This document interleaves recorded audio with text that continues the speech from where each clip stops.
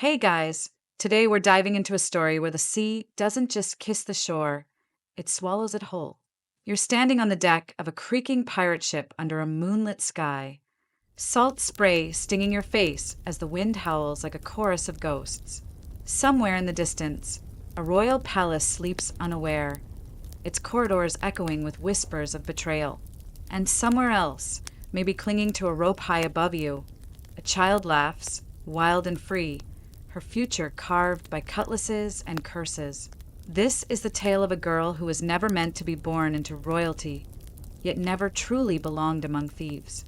A princess stolen from her cradle, raised not in silk and ceremony, but in blood-stained boots and whispered legends. If you think fairy tales end with ball gowns and glass slippers, think again. This one starts with a kidnapping, a storm at sea, and a destiny written in ink that refuses to fade. You probably won't survive this, not entirely. Stories like these have a way of getting under your skin, of making you question what freedom really means when the horizon is your only home. So, before you get comfortable, take a moment to like the video and subscribe, but only if you genuinely enjoy what I do here. Drop a comment too. Tell me where you're watching from and what time it is. Maybe the stars align differently wherever you are, and maybe that matters more than you think. Now, dim the lights, maybe turn on a fan for that soft background hum, and let's ease into tonight's journey together. The year is 1723, and Madagascar sleeps beneath a sky heavy with secrets. In a palace built of stone and shadow, a queen gives birth to a daughter, the heir to an island kingdom that has known both peace and bloodshed. The air smells of incense and iron, the scent of power mingling with pain. Midwives whisper prayers to old gods, hoping the child will bring fortune. But fate is a cruel trickster, and even as the newborn cries for the first time, another sound echoes through the night, the distant crash of waves against wooden hulls. Pirates, not just any raiders, men hardened by years at sea, their eyes sharp with hunger for gold, glory, and vengeance. They slip through the darkness like shadows given form, moving past guards who never stood a chance.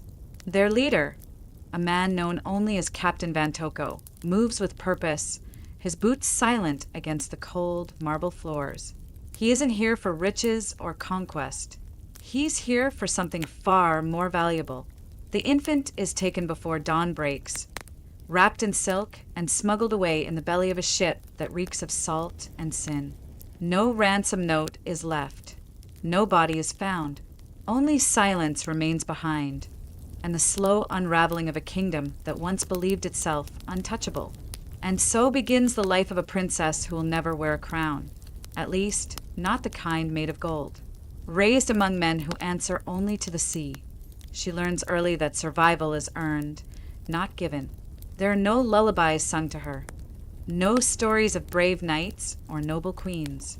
Instead, she grows up hearing the creak of rigging, the clash of steel, and the distant thunder of storms that promise death or legend. By the time she can walk, she can already tie a sailor's knot. By the time she can speak, she knows the names of every weapon aboard the ship. And by the time she turns 6, she understands a truth most adults never do. There is no mercy in the world, only strength. You wake up to the sound of waves slapping against wood, the scent of salt and sweat filling your tiny cabin. The ship rocks beneath you like a mother trying to soothe a child, but there's no comfort here. Only motion, only survival. You're barely 5 years old, but already you know how to hold your tongue when the men drink too much rum, how to disappear into shadows when tempers flare. Captain Van Toko watches you more than he should, his sharp eyes missing nothing.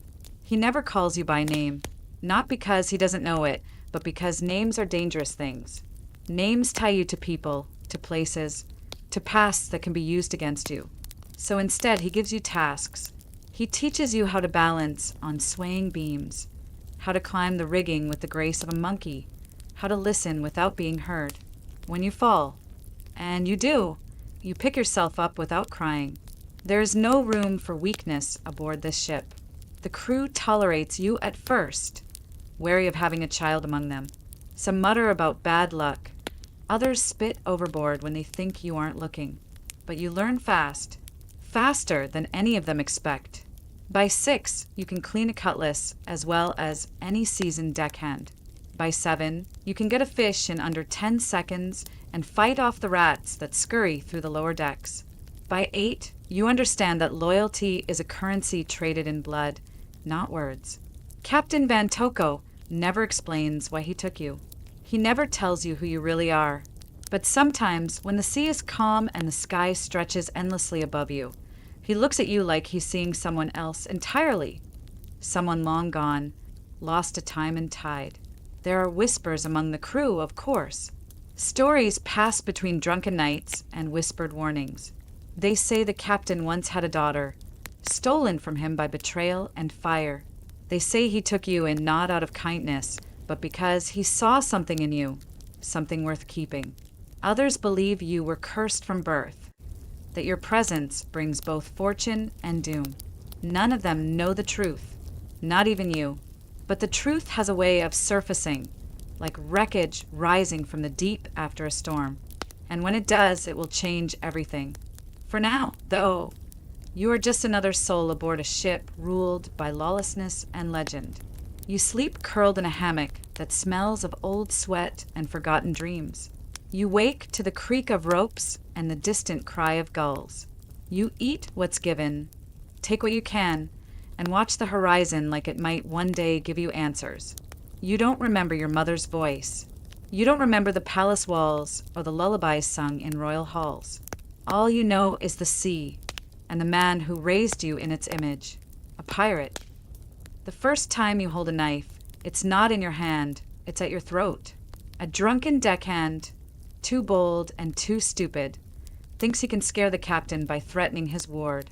But Van Toko doesn't flinch.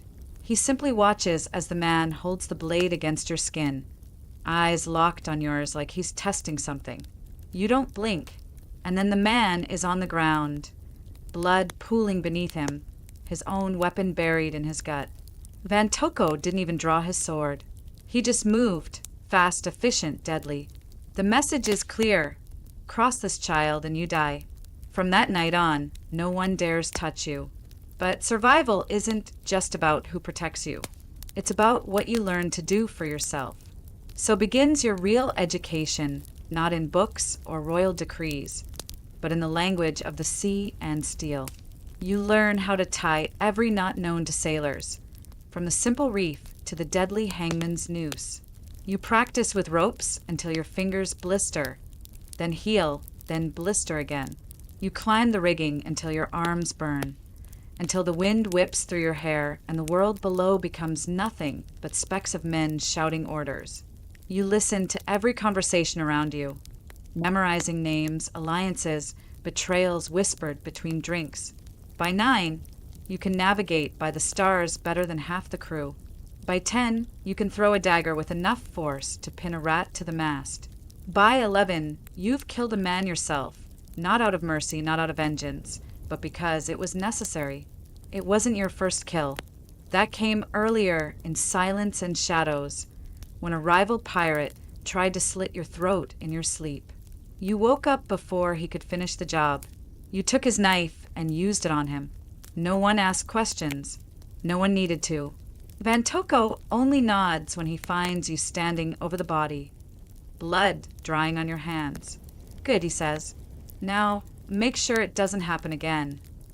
He never tells you why he lets you fight alongside the crew, why he trains you like one of his best fighters instead of keeping you tucked away like some fragile treasure. Maybe he sees something in you. Maybe he's trying to shape you into something. Or maybe he knows that if you're going to survive in this world, you need more than luck, you need skill. You learn quickly that fear is a weapon as sharp as any blade.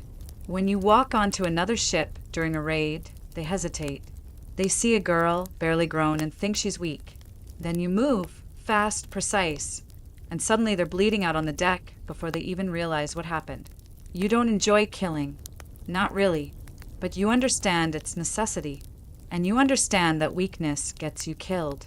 One night, after a particularly brutal skirmish, You sit alone on the bow of the ship, watching the moonlight dance across the waves. The salt air stings your cheeks, but you don't care.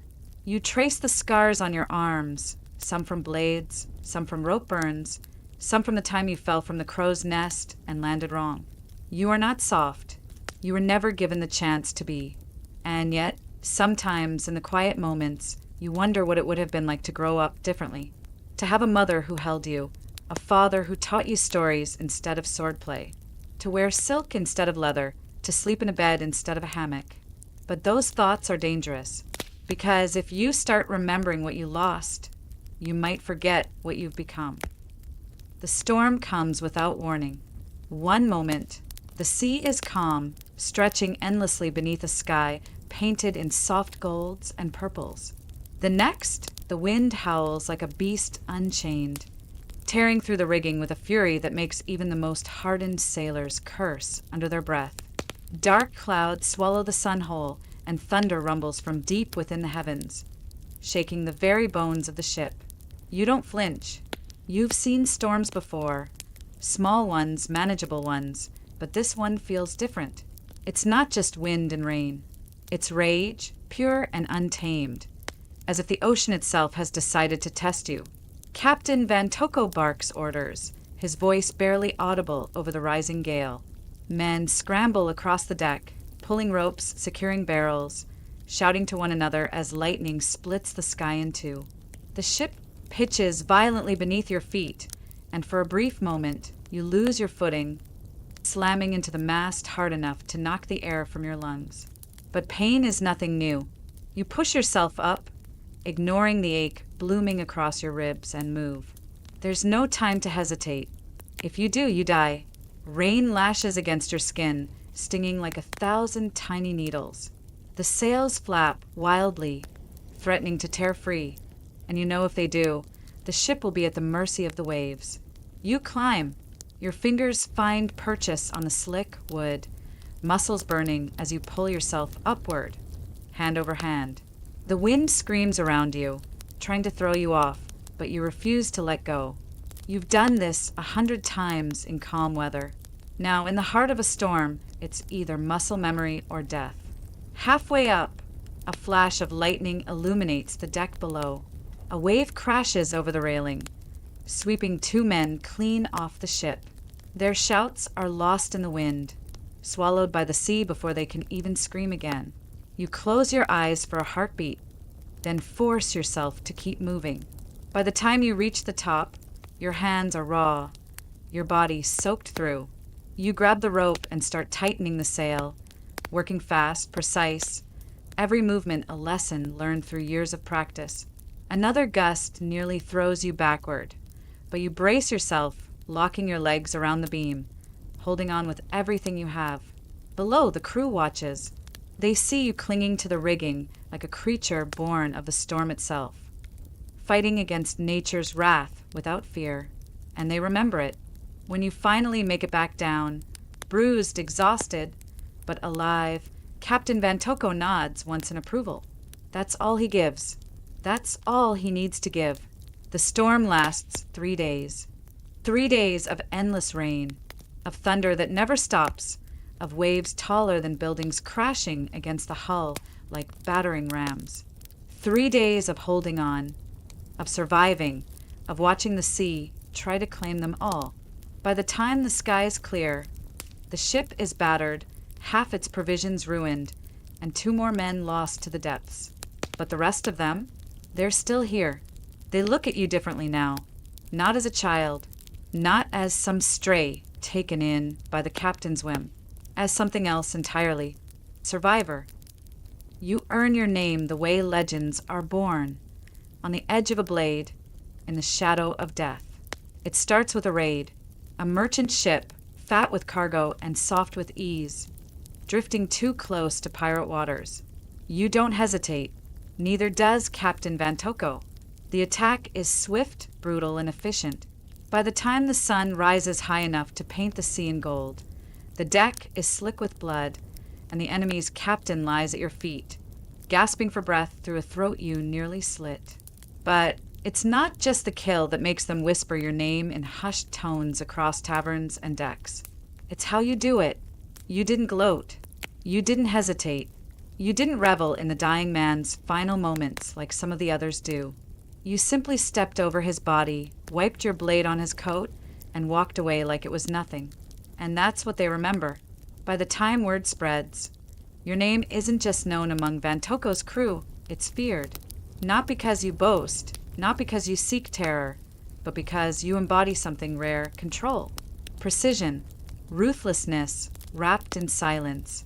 They start calling you Sambatra. In Malagasy, it means fate or destiny. Some say it even means the one who decides. The first time you hear it whispered behind your back, you almost turn around to see who they're talking about.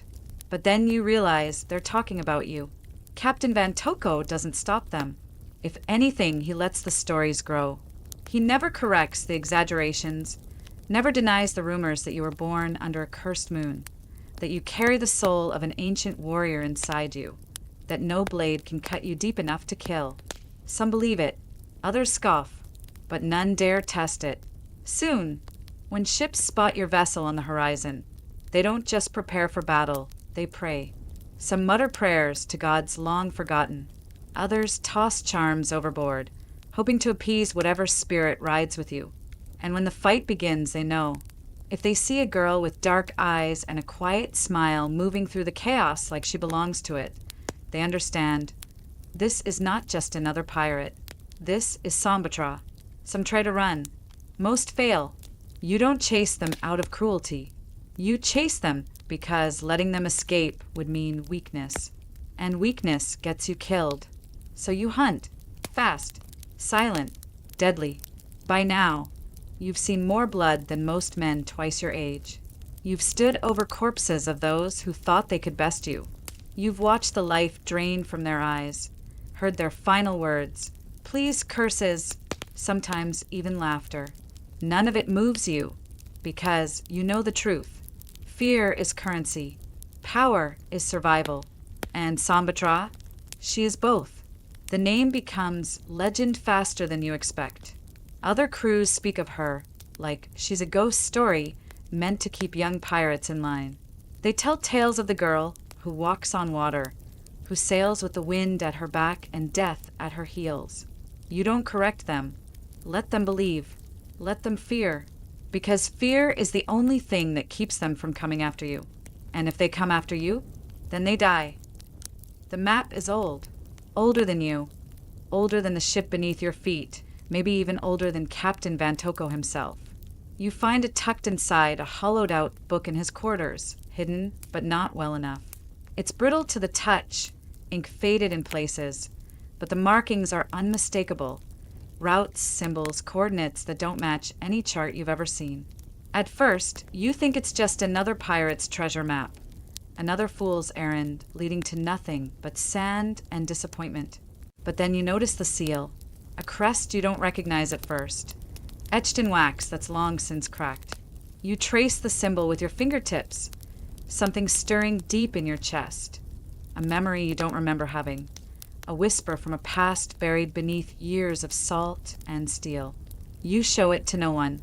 Instead, you memorize every line, every mark, every clue hidden in its folds. And when the time is right, you take it. You don't steal it outright. You're smarter than that. Instead, you wait for Vantoko to be distracted, caught up in negotiations with a rival captain who thinks he can outwit him. When the crew is too busy drinking and gambling, you slip into the captain's quarters and tuck the map into the lining of your coat. No one notices. By now, they've stopped watching you too closely. They know better. Sambatra doesn't need permission to do what she wants. She simply does it. That night, under the cover of darkness, you spread the map across your bunk, candlelight flickering against its worn surface. The more you study it, the more you realize it's not just a route to gold or glory. It's a path home, not the home you've known, the ship, the sea, the life carved by blood and battle, but the one before all of that, the one you were stolen from. There, marked in red ink, is an island, Madagascar, and within its borders, a place circled twice over, a palace, a fortress, a secret. You feel your breath hitch. This isn't just a map to riches. It's a key to the truth. You don't sleep that night. You lie awake, staring at the ceiling of your cabin, heart pounding like a war drum in your chest. Who gave this map to Van Toko? Why did he hide it? And more importantly, why does part of you already know what it means? You don't ask questions. Not yet. You know better than that. But you start watching him differently, looking for signs, searching for cracks in the mask he wears so well. He never lets it slip. But sometimes, when he thinks you aren't paying attention, he looks at you like he's seeing someone else entirely, like he's remembering something he never told you. You begin to suspect the truth. Van Toko didn't just take you because you reminded him of someone lost. He took you because he knew who you really were. And now, thanks to the map, so do you. The island rises from the mist like a ghost of your past, jagged cliffs and dense jungle stretching into the sky.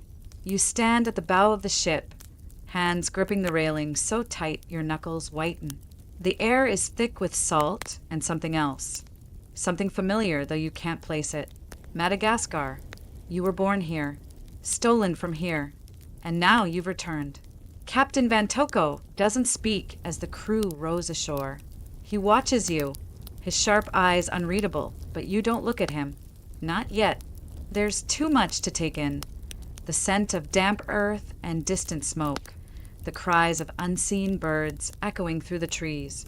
The way the waves crash against the rocks like they remember you, like they're warning you. You step onto the sand, boots sinking slightly, and feel the weight of history pressing down on you. This isn't just land. It's memory, blood, a throne that was never yours to claim. The crew follows cautiously, weapons drawn, eyes scanning the tree-line for signs of ambush. They know this place isn't safe. Pirates aren't the only danger here. There are warlords, rebels, nobles who still hold grudges older than any of you. And then there's them, the ones who took you, the ones who might still be waiting. You move inland, following the map's markings, each step bringing you closer to something you don't fully understand.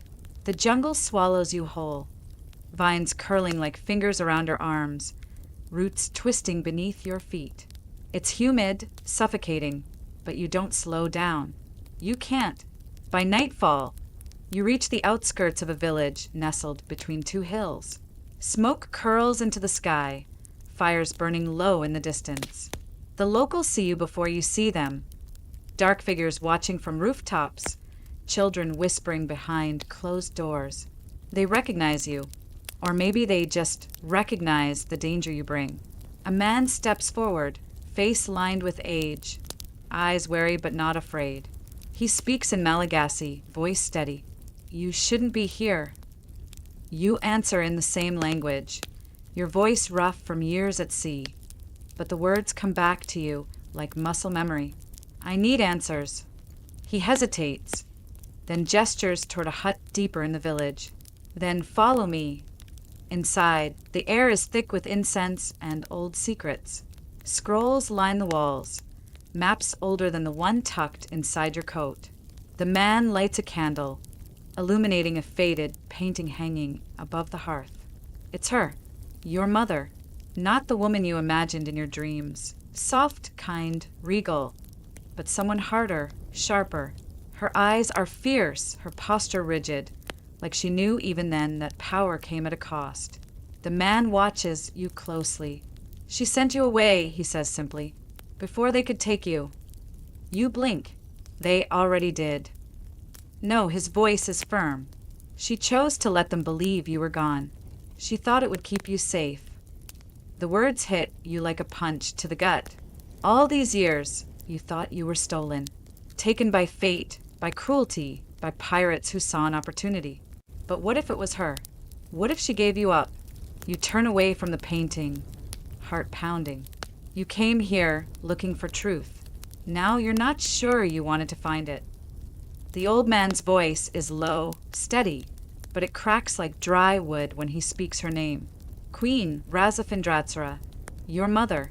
You've heard that name before, not in stories, not from Bantoko, but in passing, whispered by sailors who think no one's listening. A queen who ruled with an iron will and a broken heart. A woman who vanished after the coup that shattered her kingdom. Some say she was executed. Others claim she fled into the jungle, living as a ghost of her former self. But according to this man, she's neither dead nor gone. She's alive, and she's waiting. He leads you deeper into the village, past wary eyes and silent children, until they reach a hidden path winding through the trees. The air grows heavier, thick with the scent of damp earth and something sharp. Burnt herbs, maybe incense. You follow without question, your pulse thrumming in your ears.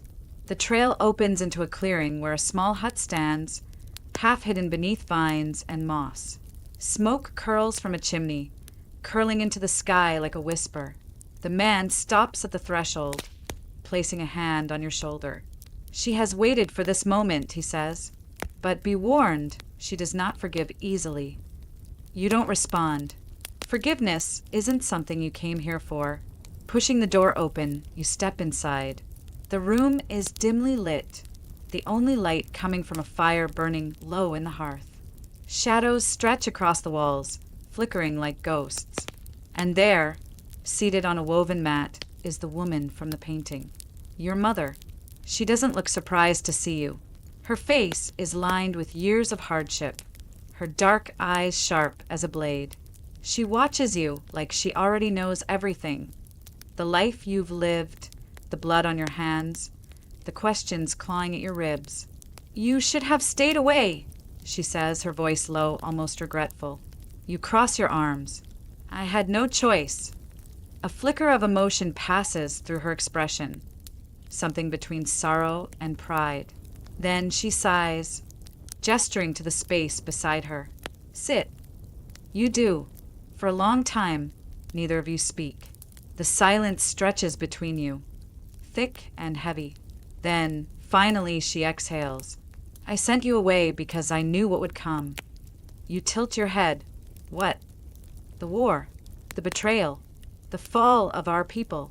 She looks at you now, really looks at you, and something in her gaze softens. I thought if they believed you were dead, they wouldn't hunt you. I thought if you grew up far from here, you'd be safe. Safe. The word feels foreign on your tongue. You've never known safety, only survival. And yet here I am, you say quietly. Not dead, not safe. She nods, as if she expected this all along. Then fate has brought you back for a reason. You lean forward. Tell me everything. She does. She tells you about the coup, how the nobles turned against their own queen, how they conspired with foreign traders to strip Madagascar of its wealth and power. She tells you how she fought, how she lost, how she watched her closest allies die for a throne that was never truly hers to hold. And then she tells you about Captain Bantoko. He wasn't just a pirate, she says. He was my ally. You freeze. She continues. When the rebellion began, I needed someone I could trust to take you far from here. Someone who would keep you hidden, raise you strong. He agreed. You feel your breath catch in your throat. All these years, you thought Bantoko took you out of selfishness, out of some twisted need to replace what he'd lost. But it wasn't that at all. He did it because your mother asked him to, because she wanted you to survive, because she knew the world would try to break you, and she wanted you ready. You stand abruptly, your hands clenching into fists. The weight of it all presses down on you, suffocating and raw. What now? You ask, voice barely above a whisper. She studies you for a long moment, then reaches out, placing a hand over yours. Now, she says, you decide what kind of ruler you'll become. The betrayal comes not with a blade to your back, but with a whisper in the dark. You're aboard the Black Vulture, anchored just beyond the village where your mother waits. The crew is restless, eyes darting toward you when they think you aren't looking. Something's off, tense, coiled like a snake ready to strike. But you brush it aside. You've always trusted your instincts. And right now, They tell you something worse than mutiny is brewing. Then you see him, Rakoto, your quartermaster, your closest ally, the man who fought beside you through storms and bloodshed. He was the one who taught you how to read the sea's moods, how to tell if a ship was friend or foe by the way it cut through the waves. He was the one who stood at your side when others questioned whether Sambatra deserved command. And now he stands before Captain Ralazan of the Crimson Tide, bowing his head in submission. Ralazan, a name that spreads fear across pirate waters. A brute wrapped in gold, a butcher who rules through terror and fire. His fleet is vast, his cruelty legendary. And now, apparently, he has Rakoto's loyalty. You stay hidden in the shadows of the dockside tavern, watching as Rakoto hands over something small and folded. Something familiar. A map. Your map. The one leading to your mother. To the truth. The realization hits you like a gut punch. He sold you out. Not for power. Not for survival. For gold. Ralazan tosses a pouch of coins into Rakoto's waiting hands, grinning like a shark. Good work, he says. Now, let's bring the little princess home. You don't wait to hear more. You slip away into the night, heart pounding, fury burning beneath your skin. Betrayal isn't new to you. You've seen it, lived it, even dealt it yourself. But this cuts deeper than any blade ever could, because it's personal. By the time you reach the ship, you're already planning. No time for rage, no time for grief, only action. You wake your most loyal men, those who've bled for you, who know what it means to follow Sambatra. You tell them everything. Some flinch, some curse. One punches the wall so hard his knuckles split open. But none of them hesitate. They'll fight. They'll die. If it means protecting their captain. You set sail before dawn, slipping away from the docks like ghosts on the wind. Ralazan won't expect you to run. He'll assume you'll come charging in, swords drawn, desperate to reclaim what's yours. He doesn't know you. Sambatra doesn't charge. She strikes from the shadows. And now she's hunting. They catch you at dawn, not with a fight, not with steel and fire, but with treachery wrapped in false promises. You knew Ralazan would come for you. What you didn't expect was how easily he'd get inside your head. You were sailing south, following the currents that would take you back to your mother's hidden refuge, when his fleet appeared on the horizon like vultures circling a dying beast. 5 ships, fast, brutal, armed to the teeth. He didn't want a battle. He wanted surrender. And so, he offered you something no one ever had before. Choice. He sent an envoy aboard under white flag, a man with a scar splitting his lip, eyes sharp as broken glass.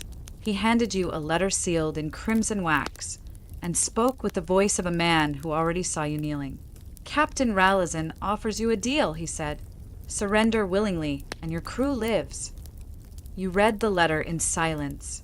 It wasn't much. Just a few lines scrawled in jagged handwriting. You're outnumbered, outgunned, outplayed. Come aboard my ship alone, and I'll let your men walk away. Refuse, and they die with you. You looked up from the page, meeting the envoy's gaze. You know what I do to traitors, you said. The man smirked. That's why I brought extra boots. You gave him 5 minutes to leave. Then you made your decision. You went. Not because you believed him, not because you trusted his word, but because you needed to see him up close to understand his game before you broke it. His ship, the Crimson Maw, loomed over yours like a predator sizing up prey. As you stepped onto its deck, boots thudding against blood-stained wood, you felt the weight of 100 eyes watching you. Men lined the rails, muskets ready, cutlasses drawn. Some spat at your feet. Others whispered prayers to gods long forgotten. Ralazan stood at the helm, arms crossed, grinning like a shark that had already swallowed its meal. Well, he drawled. The infamous Sambatra, finally within reach. You didn't flinch, didn't speak, just stared at him, letting the silence stretch until it became a weapon of its own. He laughed. I admire the theatrics, but this is where it ends. You tilted your head. Is that right? He nodded toward your ship, still anchored off the port side. Your men are alive for now. Surrender, and I'll keep them that way. You took a slow step forward. And if I say no? He shrugged. Then I blow them out of the water. You smiled then, not a grin, not a smirk, but something colder. Something that made even his bravest men shift uneasily. That's cute, you said, but we both know you won't do that. His smile faltered. You leaned in, voice low enough only he could hear. Because you need me alive, and you know what happens when you kill a queen's daughter without her permission. His jaw tightened. You pressed on. You think I came here blind. You think I didn't plan for this. But I did. Every second I've been gone, my crew has been preparing. His eyes flickered, just once, just barely. But you caught it. Good. You weren't done yet. I'm not here to beg, you said. I'm here to offer you a choice. He narrowed his eyes. What kind of choice? You stepped back, raising your voice so the whole deck could hear. Let me go, and I'll give you a chance to run.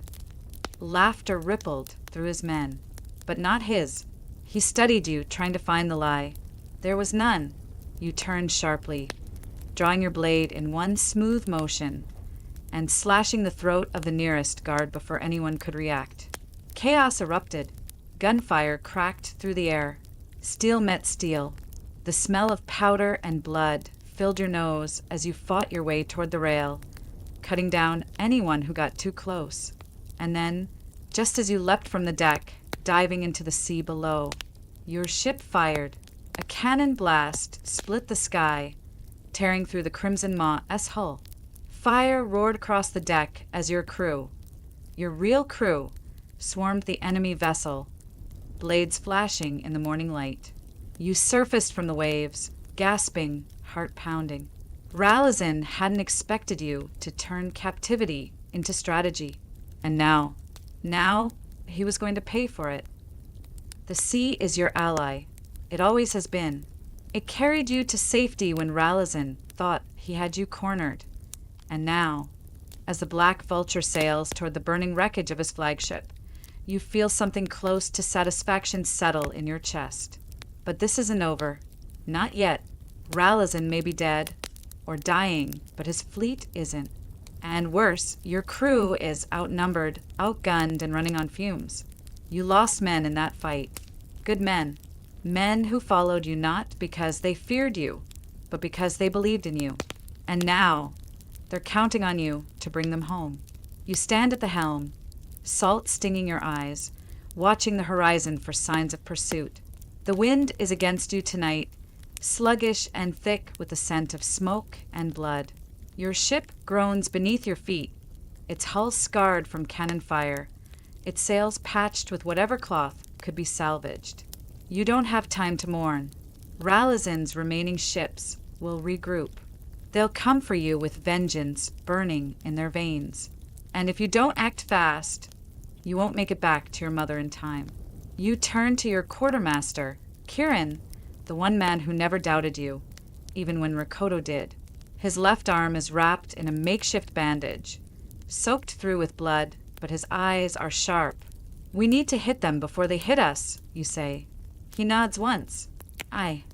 You gather your best fighters below deck, the ones who survived the ambush. Some are wounded, all are tired, but none of them hesitate when you lay out the plan. You're going to take the fight to them. They expect you to run. That's their mistake. Instead, you strike first. Under the cover of night, the Black Vulture slips into enemy waters like a ghost. The moon is low, the clouds thick, and the sea is mercifully calm. You lead a small boarding party aboard one of Ralazin's remaining vessels, a swift, silent infiltration that ends with blades in throats and fire in the powder stores. By dawn, 2 more of their ships are ash. The message is clear. Sambatra doesn't retreat. She retaliates, but it's not enough. Ralazin had allies. Other pirate lords who owe him favors, who see your return as a threat to their rule. Word spreads fast. Sambatra is back. And she's hunting. You don't care. Let them come. Because while they think this is about power, about control of the seas, you know the truth. This is about survival. About proving that no matter how deep the betrayal runs, no matter how many times they try to break you, you will always rise again. Just like the tide. The fire begins at dawn, not with a single spark, but with 100, each one lit by hands that have bled for you, each one carried by men and women who no longer fear death, because they've seen what you can do. The rebellion isn't just on the sea now. It's on land, and it's spreading like wildfire. You stand at the edge of the jungle, watching as the flames consume the first of the noble strongholds. Smoke curls into the sky in thick black tendrils, twisting like ghosts of the past rising to claim their due. The screams of the fallen echo through the valley below, drowned only by the distant thunder of cannons firing from the coast. Your mother's forces move like shadows through the trees, striking fast and vanishing before retaliation comes. She rides at the front, sword drawn, eyes burning with the fury of a queen who has waited too long to reclaim what was hers. And beside her, your crew, once pirates, now soldiers with nothing left to lose. This is not a war of honor. It's a war of survival, and you are its architect. Ralazan may be dead, but his allies remain, lords and merchants who profited from your mother's downfall, who built their power on the ruins of her kingdom. They thought they had one, thought they could rule Madagascar without consequence. They were wrong. You ride ahead of the main force, flanked by Kirin and a handful of your most trusted fighters. The map you stole from Vantoko led you here, to the heart of the enemy's stronghold, where the last of the traitors gather, plotting how best to crush your rebellion before it spreads. But they don't know what's coming. You reach the gates by midday, the sun high and unforgiving above you. The guards barely have time to raise the alarm before arrows fly from the trees, burying themselves in throats and chests. You don't wait for them to fall. You charge. Steel flashes in the sunlight as you cut through the first line of defense, moving with precision honed by years at sea. Blood sprays across your face, hot and thick, but you don't slow down. There's no room for hesitation now. Behind you, the rest of your force surges forward, breaking through the outer defenses like a wave crashing against stone. Fire follows in your wake, consuming everything in its path. The scent of burning wood and flesh fills your nose. But you don't stop. You can't, because this isn't just about revenge. This is about proving that power doesn't belong to those who hoard it. It belongs to those willing to take it. By nightfall, the stronghold is yours. The surviving lords kneel before you, faces streaked with soot and terror. Some beg for mercy. Others curse your name, spitting venom even as they tremble. You let them speak. Then you silence them. One by one, you offer them a choice. Swear loyalty to your mother's cause or die where they stand. Some refuse. Those ones don't leave the hall alive. The rest? They bend the knee. And when the final man swears his oath, you turn to your mother. This is only the beginning, you say. She nods, pride flickering behind her tired eyes. Then we finish it. Outside, the fires still burn, and the war is far from over. The throne is real, not just a symbol, not just an idea whispered in the fireside tales of rebels and pirates. It's there, carved from dark wood and adorned with gold that glints even in the dim torchlight. You stand before it, barefoot on the cold stone floor of the palace that once belonged to your mother, now yours by blood and fire. They want you to sit. Your mother stands at your side, watching you with something unreadable in her eyes. The nobles who survived the war kneel in neat rows behind you, their heads bowed low, waiting for your answer.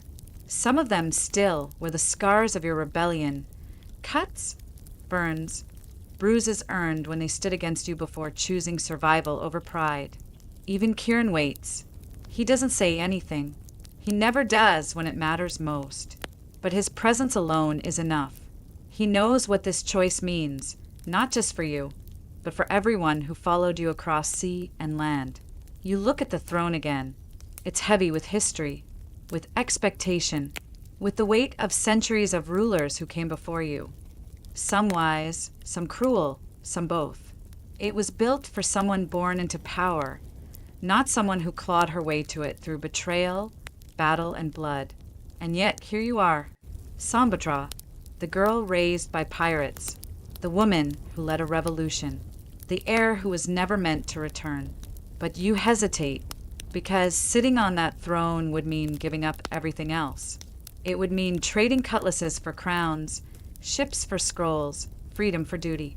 It would mean abandoning the sea that raised you, the crew that fought beside you, the life you carved out with your own hands. You could rule. You could. You've already proven you have the strength, the cunning, the willpower to lead. You've made men fear your name, made women whisper your story to their children like legend. You've taken what was lost and reclaimed it, not because you wanted revenge, but because you refused to let fate decide your path. But is this truly your path? Or is it the one they expect you to take? You turn to your mother. She watches you closely, arms folded, face unreadable. She knows what this moment means. She lived through it herself. Once a queen, then a fugitive, now standing beside her daughter as if she's seeing history repeat itself. You don't have to do this, she says quietly. You nod. I know. Behind you, the nobles murmur among themselves, uncertain. They expected you to accept. Expected you to take the seat and become what they thought you were always meant to be, a ruler.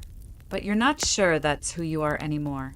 Because while the throne calls to the princess inside you, the one who remembers lullabies sung in royal halls, the one who once dreamed of silk and safety, it doesn't speak to the woman you've become. That woman belongs to the sea, to the wind, to the fight, to the endless horizon. So you take a step back, then another, and finally you speak. I didn't come all this way to sit on a throne. The words settle like dust after a storm. Some nobles flinch. Others exchange uneasy glances. But Kiran? He smiles, because he knew. He knew you'd never choose chains, no matter how gilded they were. Your mother exhales, almost like she's relieved. So what now, she asks. You glance toward the open windows, where the scent of salt and distant waves drifts in. Now you say I go home. The duel begins not with a roar, but with silence. A heavy, breathless hush that stretches across the battlefield like a taut string ready to snap. The wind is still.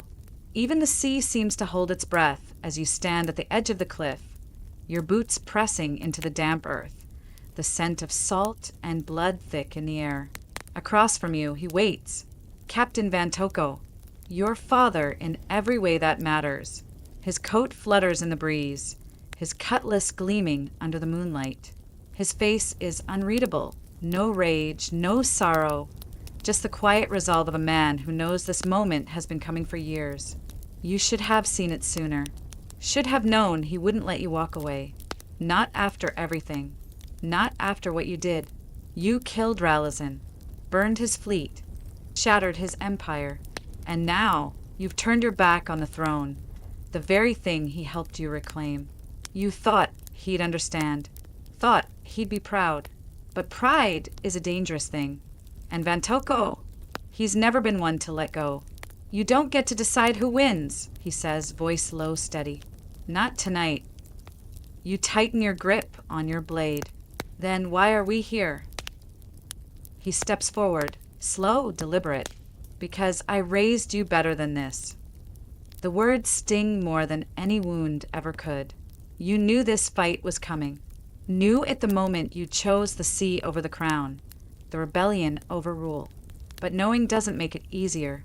Van Toko taught you everything. How to wield a sword, how to read the stars, how to survive when the world tries to break you. Now he's trying to break you himself. You circle each other, blades flashing in the moonlight.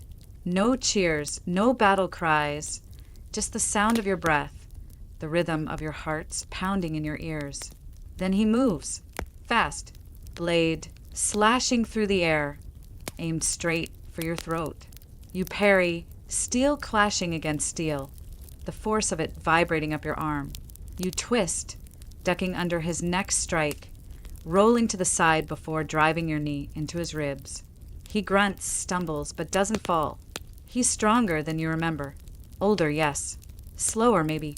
But experience isn't something youth can overcome easily. You throw a feint, hoping to catch him off guard.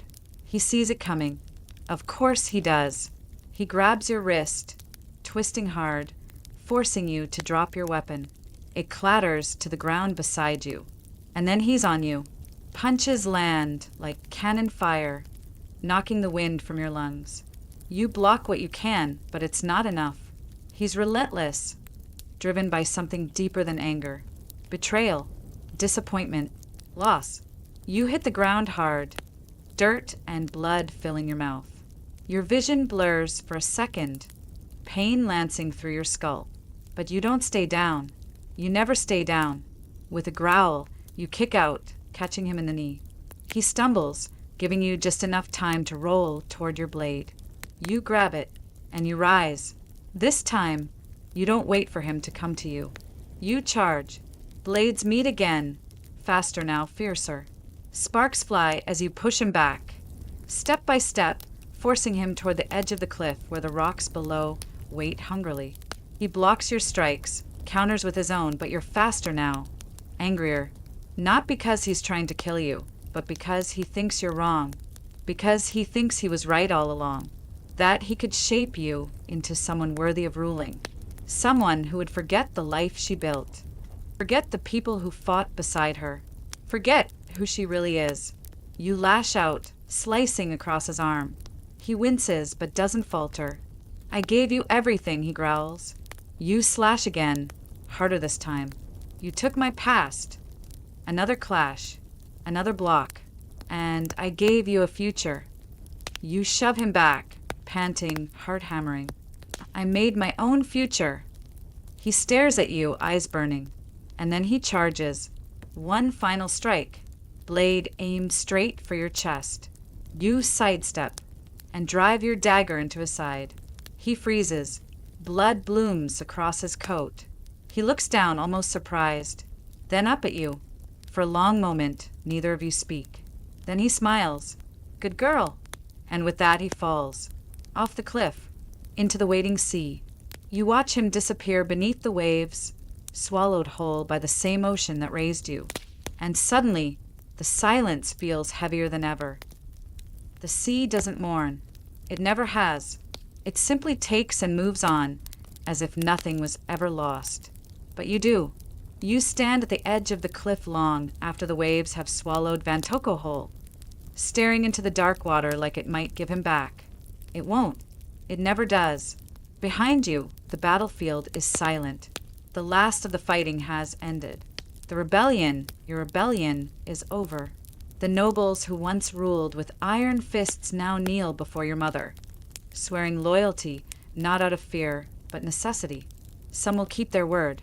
Others will plot in shadows. That's the nature of power. It breeds both submission and treachery in equal measure. But none of that matters to you now. What matters is the weight in your chest, heavier than any blade or chain. You fought for freedom, for vengeance, for something more than the life you were given. And now that it's over, you feel hollow, because victory doesn't come without cost. Van Toko is gone. Your past is gone. And the throne? You turned your back on it. So what's left? You don't know. Maybe nothing. Or maybe everything. You turn away from the cliff, the wind pulling at your coat like a ghost trying to hold you back. Kieran waits nearby, silent as always, watching you with those sharp eyes that see too much. He doesn't ask if you're okay. He knows better. Instead, he just nods. A simple gesture, an unspoken promise. You're not alone. And that's enough. For now, you walk through the ruins of the palace, past the banners of fallen houses, past the bodies of those who fought and died for causes they barely understood. Some called you a hero, others called you a monster. Maybe both are true, but names don't matter anymore. Legends, though, that's another story. Already, whispers spread across the land of the girl raised by pirates, of the woman who led a revolution, of the warrior who walked away from a throne because she knew power wasn't meant to be worn like a crown. They'll tell your story in taverns and ships, around fires and feasts. They'll exaggerate, of course, say you could walk on water, that the wind obeyed your voice, that no man could kill you unless you let them. Some of it will be true, most of it won't, but legends rarely are, and yet they live on, just like you. You reach the docks where the black vulture still floats, battered but standing. Your crew, what's left of them, waits aboard, some nursing wounds, others sharpening blades like they already know the next fight is coming. Kieran steps onto the gangplank beside you. Where to, he asks. You look out at the horizon, where the sky meets the sea in an endless stretch of possibility. There's no map this time, no destination written in ink or whispered in prophecy, just the open ocean and the pull of something unknown. You smile. Nowhere. And then, everywhere. The wind carries your name across the waves, stretching it thin like a whisper lost to time. Sambatra, the girl who was never meant to rule, yet did. The woman who chose freedom over power, the sea over stone. You are both legend and reality, myth and memory, a story told in hushed voices and drunken boasts. And yet, as you stand at the helm of the Black Vulture, watching the sun dip below the horizon, you realize something strange. The story doesn't end here. It never does. Legends don't die. They shift with the tide, carried by those who remember, reshaped by those who tell them. Somewhere on distant shores, children will grow up hearing your name spoken like magic. They'll imagine you with glowing eyes and storm-wrought hair, a creature born of salt and steel, untamable and eternal. But the truth is simpler than that. You were just a girl stolen from her cradle, raised among men who taught you that survival is earned, not given. You learned how to fight before you learned how to read, how to navigate by stars before you knew your own history. You lived through storms, betrayal, war. You stood at the edge of a throne and walked away. And now you sail into the unknown, unchained. Not because you have nothing left to fight for, but because you've already won. Freedom, power, choice. So what comes next? That's not for me to say, because this is where the story ends and where your imagination begins. I want to hear from you. If you could live Sambatra's life for one day, what would you do? Would you raise your sword against kings? Would you chase treasure across endless seas? Or would you simply let the wind carry you wherever it pleased? Drop your answer in the comments. Tell me where you're watching from, what time it is, and what kind of legend you would become. Thank you for sailing with me tonight. Now go, find your own horizon.